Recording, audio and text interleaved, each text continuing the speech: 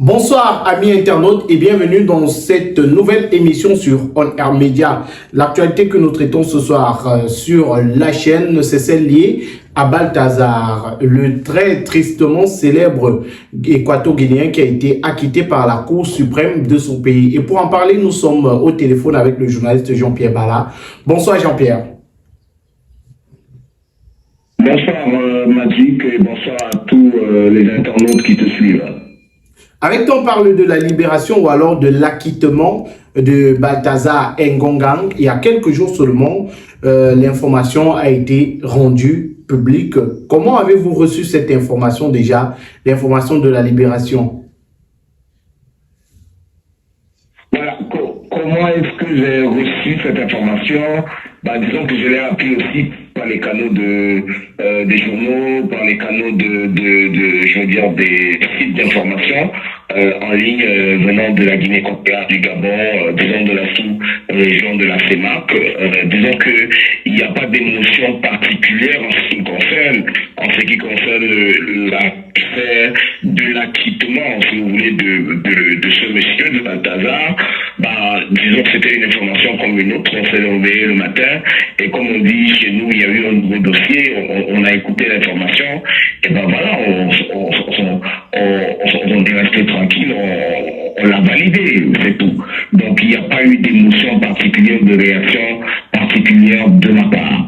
Alors, il a été acquitté à la suite d'une enquête qui a été menée et selon le tribunal, toutes les femmes avec qui il entretenait des relations étaient majeures et avaient donné leur consentement. Donc, selon le juge de ce côté-là, les éléments à leur disposition ne permettaient pas de dire si ces femmes-là étaient contraintes de passer à l'acte avec lui ou alors elles n'étaient pas au courant du fait que ces vidéos-là étaient filmées ou alors ces vidéos-là étaient réalisées. Comment on peut, est-ce qu'on n'est pas là avec cet acte-là dans la promotion de ce genre de choses? Parlons bien évidemment de la Guinée équatoriale. Beaucoup de personnes se seraient attendues à ce qu'ils soient sanctionnés pour éviter que ce genre d'acte d'action ne soit perpétré ou alors ne continue du côté de la Guinée. Bon, resituons l'affaire dans son contexte. Disons qu'il faut peut-être resituer l'affaire dans son contexte pour comprendre la décision du tribunal. Rappelons que le procureur de la République avait déjà signalé qu'il n'y avait pas matière à s'en prendre à Balthazar, à ce monsieur, pour les vidéos, parce que les vidéos en elles-mêmes n'étaient pas le problème pour lequel, on va dire quoi, la loi a été mise en branle. C'était pas ça le problème. Le procureur de la République, en réalité, s'était saisi de l'affaire pour savoir si Monsieur Balthazar, si Balthazar n'était pas porteur d'une maladie et s'il n'était pas un canal par ses actions de grande distribution de maladies en Guinée équatoriale. En changeant tout le temps de partenaire, en fait, on se posait la question de savoir s'il n'était pas en train de se venger contre la nature et comme ça de répandre une quelconque maladie. Je crois que c'est sur ce point-là qu'il y avait problème, ça c'était le premier problème. Le deuxième problème que ces vidéos posaient juridiquement, je parle bien de l'aspect juridique, je parle pas de l'aspect moral. Le deuxième problème juridique que cette situation posait, c'était le fait que les relations sexuelles en question aient été habitées par les bureaux administratifs en Guinée équatoriale. Sur la question des vidéos, sur la question du consentement ou non des, entre guillemets, actrices ou personnages qui apparaissent dans les vidéos, je crois que la réponse était déjà claire. La réponse était claire pour le procureur. Les femmes en question étaient majeures et pour la plupart consentantes. Moi, je n'ai pas regardé 400 vidéos, je ne sais pas ce que c'était, mais les commentaires du procureur, déjà à l'entame de la procédure, nous faisaient savoir que les dames en question, elles étaient toutes consentantes. Donc, pour moi, c'était déjà un point arrêté. La question sur laquelle peut-être on a eu une réponse nouvelle ou peut-être on aurait aimé avoir une réponse, c'était de savoir si Balthazar, si cet homme-là, qui est une personnalité publique en Guinée équatoriale, était porteur d'une maladie. Voilà, je crois que c'était là le cœur de la question en ce qui concerne les vidéos en question. Vous souffrez de mal de rein, mal de dos, mal de genoux, faiblesse sexuelle, paludisme, typhoïde, vous souffrez de nerfs sciatiques, problèmes de constipation, vous voulez perdre du poids, vous souffrez d'obésité et d'autres maladies. Mesdames, messieurs, voici la solution pour vous. Power Health, c'est le médicament conçu spécialement pour éradiquer toutes les maladies de votre corps. Avec ce médicament fait à base de plantes naturelles, vous trouvez la guérison en 3 jours seulement. C'est le moment pour vous de vous lever, de marcher. C'est le moment pour vous de dire au revoir à toutes les maladies qui menacent votre santé. Contactez dès à présent le numéro de téléphone qui est présent sur le petit écran et retrouvez la guérison grâce à Power Health. Maintenant, on sait aussi qu'il était atteint en justice pour des questions de distraction de fonds. Est-ce que sur ces chefs d'accusation-là, la question a été épuisée? Je pense qu'on n'a toujours pas de réponse à ce propos. Mais sur le consentement de ces concubines, de ses compagnes, je ne sais pas, de ses maîtresses, on va dire, aucun doute ne planait là-dessus. Tout le monde savait, ça avait été dit que ces femmes-là étaient consentantes. Donc c'est pas nouveau. On ne peut pas dire qu'il y ait promotion de quoi que ce soit émotionnellement et sur le plan émotionnel et peut-être sur le plan éthique. On peut s'offusquer de ce qu'il puisse en sortir sans séquelles, mais la vraie question éthique aussi peut se poser au niveau de la mise à disposition des vidéos, qui les a mises en ligne et pour quelles raisons on les a mises en ligne. Je ne veux pas jouer les moralisateurs, mais on sait déjà tous que l'attitude de cet homme n'est pas à féliciter. On sait que l'attitude de ces femmes qui pour la plupart étaient mariées n'est pas à féliciter, mais si on reste sur le droit, on va dire que la justice a fait son travail. Mais on parle bien des relations dans les bureaux publics. On a le vice-président de la Guinée équatoriale qui a fait une sortie pour annoncer que les fonctionnaires qui s'adonnent à ce genre de relations seront sanctionnés. Est-ce que Balthazar ne devait pas servir d'exemple puisqu'aujourd'hui, il est l'égérie, la mascotte des relations dans les bureaux? Déjà, il faut savoir que la sanction prise par ou évoquée par le vice-président de la Guinée équatoriale est une sanction purement administrative. Quand on dit administrative, c'est-à-dire qu'elle ne repose sur rien, sur aucune base juridique. C'est-à-dire que en réalité, le juge ou non, si vous voulez, le ministère public, le procureur général de la République ne s'est pas saisi de cette affaire pour la juger sur le fait que les relations sexuelles aient eu lieu dans les bureaux. Ça, il faut le préciser. Donc, il s'agit en fait de sanctions administratives.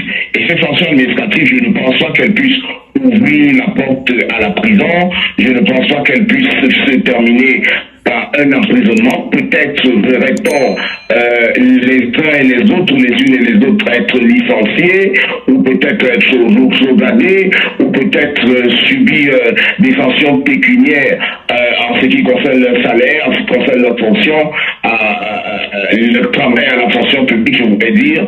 Mais si vous attendez que le vice-président décide qu'on enferme des gens parce que ces personnes auraient eu ou bien ont eu des relations sexuelles dans leur bureau, je pense que ça n'arrivera pas. Il s'agit clairement de sanctions administratives et non d'utiliser la justice pour faire enfermer les gens à ce propos-là. Parce que peut-être que la question ou la situation pourrait amener à une réflexion en Guinée équatoriale pour que des lois solides et claires qui peut-être peuvent aboutir à des emprisonnements puissent être votées au Parlement, mais quand ce n'est pas là, le vide juridique ou bien, si vous voulez, l'insuffisance des tests juridiques à propos laisse croire qu'on sera juste dans le cadre des sanctions purement et simplement administratives. Une enquête se referme. Est-ce que notre derrière ne devrait pas s'ouvrir? Parce qu'aujourd'hui, on a l'acteur principal, mais derrière, il y a certainement une personne qui a diffusé ces vidéos-là. On parle bien d'une enquête qui était ouverte pour distraction de fonds publics, et après, derrière, une perquisition et les vidéos qui se retrouvent sur la toile. C'est certainement l'appareil, si on se base sur ces faits-là, c'est certainement l'appareil judiciaire qui aujourd'hui a eu des failles, raison pour laquelle ces vidéos-là sont retrouvées sur la toile. Est-ce qu'une enquête de ce côté-là ne devrait pas également s'ouvrir pour connaître les personnes qui ont aidé à la propagation de ces vidéos-là? Je suis tout à fait. Personnellement, je pense qu'une enquête devrait être ouverte de ce côté aussi. Et si ça n'a pas déjà été fait, pour savoir qui sont les personnes qui ont rendu public ces vidéos. Parce que tout le monde est resté au scandale, comment dire ça, induit, ou au scandale que ces vidéos ont fini par causer. Tout le monde est resté scandalisé sur le fait qu'un homme, une personnalité publique, ça donne à ce type d'immoralité avec des femmes mariées, lui-même étant marié. Mais la vérité, c'est qu'on aurait pu se poser aussi la question de savoir qui a mis ces vidéos en ligne et pour quelles raisons. Vous savez que la Guinée équatoriale est un pays gouverné de façon assez particulière. La personne de qui nous sommes en train de parler a des liens de famille avec le président de la République. Le vice-président qui a décidé des sanctions est le président, est le fils du président de la République. Un tel est le neveu, le beau-frère, le beau-père du président de la République. Donc en réalité, le pouvoir tourne autour d'une seule et même famille.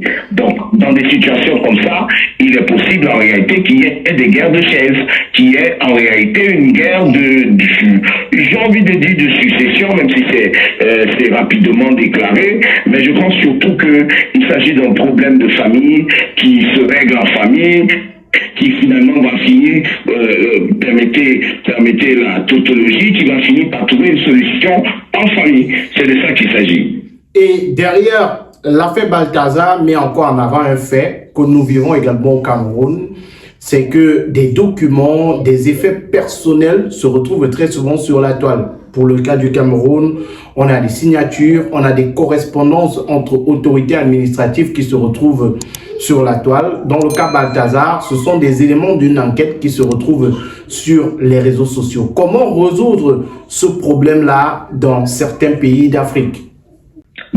On est en 2024. On est en 2024, on est dans un siècle d'ultra vitesse, on est dans un siècle de technologie hyper avancée, on est aussi dans un siècle de conscience corrompue. Donc en réalité, préserver la confidentialité des correspondances est une chose assez difficile aujourd'hui. C'est vraiment une chose hyper difficile.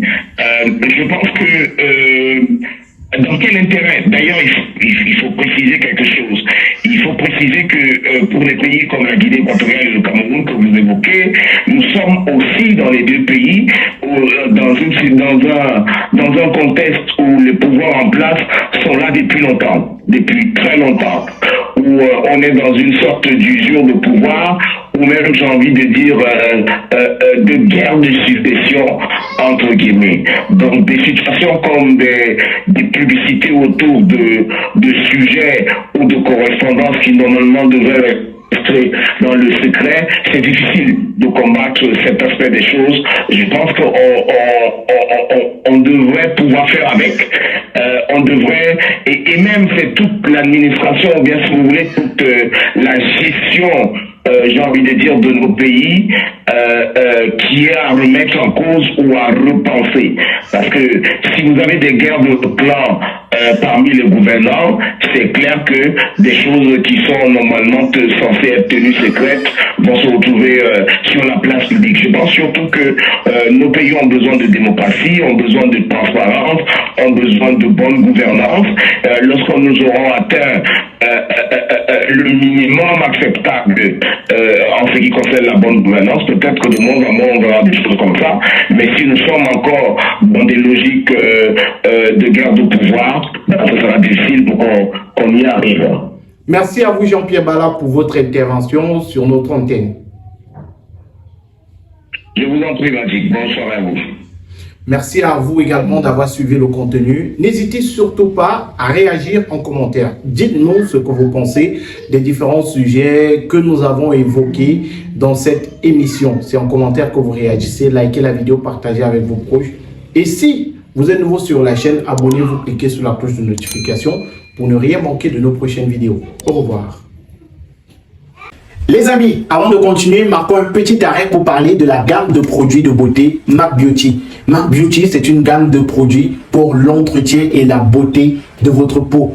MAC Beauty, ce sont des produits 100% naturels pour l'entretien de votre peau. Contactez dès maintenant MAC Beauty au plus 237 6 99 43 39 85 et procurez-vous vos produits. Chez MAC Beauty, vous avez également la possibilité que l'on compose vos produits en fonction de ce que vous recherchez. Si vous voulez une peau plus claire, si vous voulez une peau plus soyeuse, si vous voulez une peau agréable au toucher, MAC Beauty vous compose le produit idéal. Vous avez les produits chez MAC Beauty pour les peaux noires, pour les peaux claires, pour les peaux brunes. MAC Beauty, c'est la référence en termes de produits de beauté. MAC Beauty, c'est une gamme complète. Crème de toilette, lait de toilette et savon pour la beauté de votre peau.